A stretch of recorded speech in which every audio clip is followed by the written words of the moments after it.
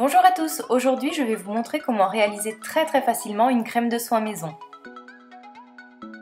Je vais vous montrer comment réaliser une crème sans même vous embêter à peser les ingrédients, à utiliser très peu d'ingrédients, seulement 3, et en fait, plutôt que d'utiliser une balance, vous allez tout simplement utiliser une cuillère doseuse.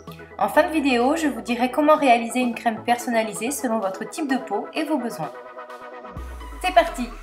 Pour réaliser cette recette, il vous faudra un hydrolat, une huile végétale et un émulsifiant. Afin de bien conserver votre crème, je vous conseille d'utiliser en plus un conservateur. Côté matériel, il vous faudra un fouet, une spatule, une ou plusieurs cuillères doseuses, un bol pour réaliser un bain-marie et un pot vide pour contenir votre crème. Et bien sûr, il faudra au préalable stériliser tous vos ustensiles et votre plan de travail. En utilisant une cuillère doseuse de 5 ml, vous obtiendrez environ 50 ml de crème. On commence par prélever 2 parts, donc 2 cuillères d'émulsifiant que l'on va venir araser avec la spatule.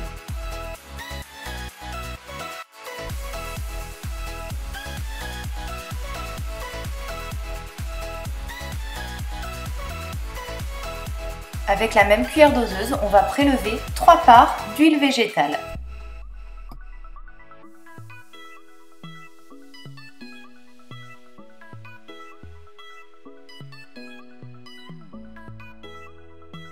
Et enfin, toujours dans le même bol et toujours avec la même cuillère doseuse, on va prélever 6 parts d'hydrolat.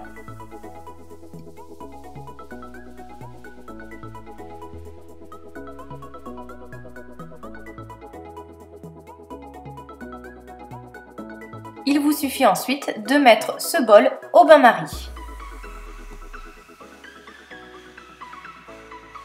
Mélangez doucement pour que tous les ingrédients soient fondus.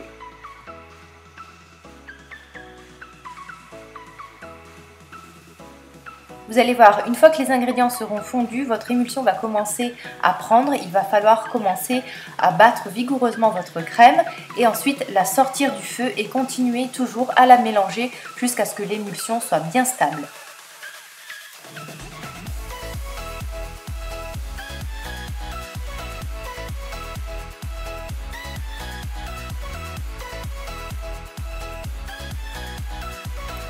Comme vous le voyez, maintenant votre émulsion a vraiment pris, ça a la texture d'une crème, mais continuez quand même à mélanger encore 3 à 5 minutes afin que votre émulsion soit bien stable et ne se déphase pas. Vous pouvez rajouter, une fois votre crème refroidie, des huiles essentielles ou des actifs cosmétiques. Le dosage des huiles essentielles ou de vos actifs cosmétiques va dépendre de la quantité de crème que vous allez obtenir. Je vous conseille vivement d'utiliser un conservateur afin de conserver le plus longtemps possible votre crème. Sans cela, il faudrait la conserver une semaine au réfrigérateur.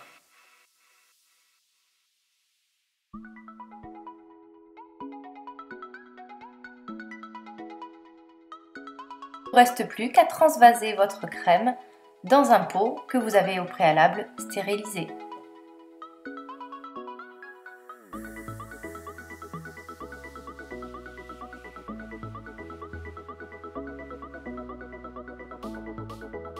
Et voilà le résultat final, vous obtenez une crème 100% naturelle, 100% faite maison, que vous allez pouvoir personnaliser selon vos besoins et votre type de peau.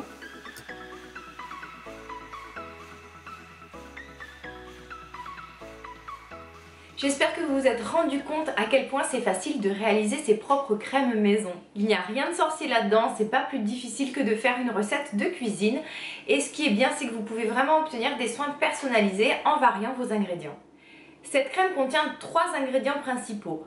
Donc l'hydrolat, c'est-à-dire la phase aqueuse, une huile végétale, la phase huileuse et l'émulsifiant qui va en fait lier le tout. Je vous conseille vivement quand même de rajouter un conservateur. Donc moi là j'ai utilisé du Cosworth. Pour savoir comment l'utiliser, chaque conservateur doit s'utiliser selon un dosage bien précis. Donc il faudra vous référer aux produits que vous utilisez. Si vous n'utilisez pas de conservateur, mettez cette crème au frigo et essayez de l'utiliser dans la semaine. Au niveau des émulsifiants, il en existe des tas sur le marché. Moi aujourd'hui j'ai utilisé le cœur de crème parce que c'est vraiment un émulsifiant qui fond très rapidement, ce qui permet en fait une chauffe très courte. Ça respecte du coup les actifs contenus dans votre huile végétale et dans votre hydrolat. Et vraiment au niveau de l'émulsification, ça se fait très rapidement. Vous pouvez bien sûr utiliser l'émulsifiant de votre choix. Moi j'ai testé avec des tas d'émulsifiants, en général ça fonctionne très bien, il suffit juste ensuite d'avoir un bon coup de main. Si vous souhaitez rajouter des principes actifs cosmétiques, c'est tout à fait possible, il faudra les rajouter une fois que votre crème est refroidie, lorsque vous rajoutez votre conservateur et au moment en fait où vous m'avez vu rajouter par exemple mon huile essentielle d'Immortelle. Au niveau des actifs, 2 sont largement suffisants.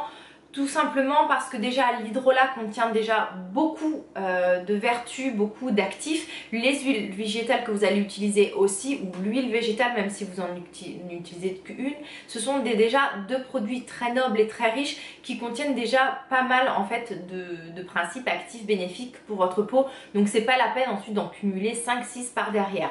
Par exemple 1 ou 2 après c'est très bien, une huile essentielle, un actif ou 2 huiles essentielles ou 2 actifs, voilà, essayez de ne pas trop en rajouter, vous avez déjà une crème qui est très très bien. Maintenant pour personnaliser cette crème selon votre type de peau, vous allez en fait choisir un hydrolat adapté à votre type de peau, une huile végétale adaptée à votre type de peau et ensuite des actifs. Je vous donne quelques exemples mais de toute façon je vous fais un lien vers un article en barre d'infos où vous allez pouvoir trouver plein d'idées de recettes et où j'ai développé un peu quelques questions si vous avez des soucis au niveau de la réalisation. Par exemple, si vous avez la peau sèche, vous pouvez prendre un hydrolat de fleurs d'oranger qui est très doux, voire de camomille si vous avez un peu des irritations, et au niveau de votre huile végétale, une huile végétale très riche et très épaisse comme l'huile d'avocat.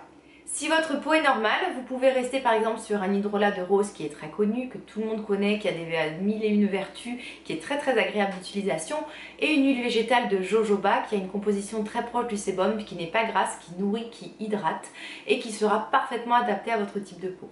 Si vous avez des soucis de peau comme je peux l'avoir moi, une peau plutôt à tendance grasse, vous pouvez vous orienter comme je l'ai fait vers de l'hydrolat de géranium, mais également l'hydrolat de lavande qui est très aseptisant. Pour l'huile végétale, j'ai préféré de l'huile de nigel, mais vous pouvez prendre de l'huile de noisette qui est aussi très fine et très séborégulatrice. L'huile de nigel en fait a des vertus un peu plus antiseptiques et assainissantes. Pour votre huile essentielle, là, ça sera vraiment à vous de varier selon votre type de peau. Respectez toujours les dosages, les précautions d'utilisation, ce n'est pas anodin. Respectez scrupuleusement vraiment les conseils de stérilisation et de nettoyage, de désinfection de votre poste de travail, des ustensiles, de tout votre matériel. Même vous, lavez-vous les mains, portez des gants s'il le faut, mettez un masque si vous le souhaitez, attachez-vous bien les cheveux. Il faut vraiment que votre crème soit faite dans des conditions d'hygiène les plus irréprochables possibles. Maintenant, c'est à vous, n'hésitez pas du coup à me mettre en commentaire si vous voulez voir encore plus de cosmétiques maison. C'est un peu en fait, pour celles qui me connaissent depuis longtemps, c'est un peu ma grande spécialité. Vous pouvez consulter mon ancien blog où vous allez trouver des tas de recettes. Donc si vous avez besoin d'une recette en particulier, n'hésitez pas, je me ferai un plaisir de la réaliser pour vous. La cosmétique maison, c'est vraiment très facile, il n'y a rien de sorcier là-dedans. Et ça vous permet vraiment d'avoir la satisfaction d'avoir un produit qualitatif et personnalisé et vraiment voilà qui vous est propre et voilà que vous n'avez pas la même chose dans votre salle de bain que les autres et au moins vous pouvez vraiment adapter selon votre type de peau, selon vos besoins. Merci de liker cette vidéo si elle vous a plu, de la partager éventuellement avec votre entourage. On se retrouve très bientôt, je vous embrasse tous très fort, bye bye. Mouah.